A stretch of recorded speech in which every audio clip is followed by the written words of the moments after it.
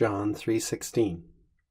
Sic enim dilexit Deus mundum, ut filium suum unigenitum daret, ut omnis qui credit in eum non pereat, sed habeat vitam aeternam.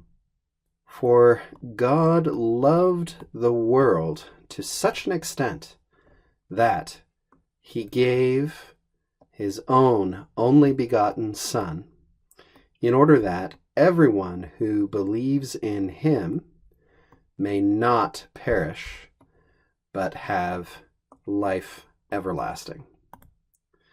This is a very famous verse, of course, among English-speaking Christians in particular. We might note here that it seems that the quotation of Jesus abruptly stops and the voice of the evangelist takes over, although interpreters sometimes place the quotations, beginning and end of these quotations, in different places. Nevertheless, the Latin is relatively straightforward, but it's a good illustration also of two key types of subjunctive clause, clauses of result, here signaled by seek, to such an extent, to such degree. Frequently, as you'll remember from your textbook learning, you'll also see ita performing the same function in the first half of a sentence containing a result clause. And then we've got our result clause proper introduced by ut. To such a degree, God loved, from diligo, diligere, dilexi, dilectus. God loved the world, mundus generally meaning this world here, that is this earth, as opposed to heaven or the whole universe, etc. God so loved this world, this earth, to such a degree, seek, that ut, here's our result clause, daret, he gave filium suum unigenitum, his only begotten Son. Unigenitum here is an interesting word standing in for Greek monogenes, which means the same thing as unigenitum, only begotten.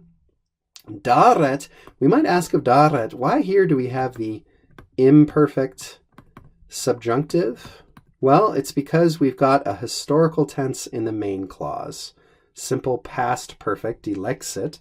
He so loved the world in the past that he gave, to indicate action occurring at the same time as or subsequent to the action of that main verb. We're going to use the imperfect subjunctive following the sequence of tenses.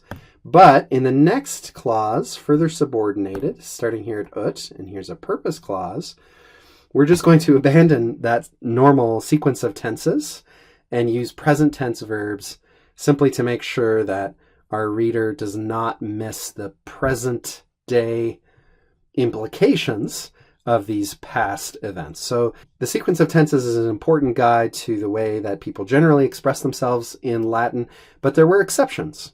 There were exceptions when following the sequence of tense rules too rigidly might result in ambiguity or misunderstanding. So here these present subjunctives really are making sure that we fully understand what's being said.